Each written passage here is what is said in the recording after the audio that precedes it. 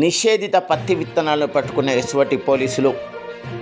SOT Cyberabad busted humanities organisation నిషేధిత విత్తన rocket 19.2 లక్షల విలువైన 1.2 టన్నుల నిషేధిత BG-111HT పత్తి విత్తనాన్ని స్వాధీనం చేసుకున్నారు.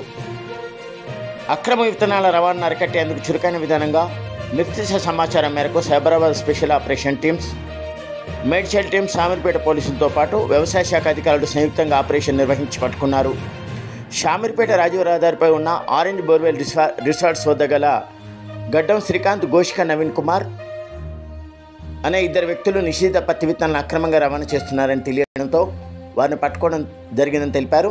ఈ సందర్భంగా ఏర్పాటు చేసిన కార్యక్రమంలో ఎస్ఓటి పోలీసు అధికారులు మాట్లాడుతూ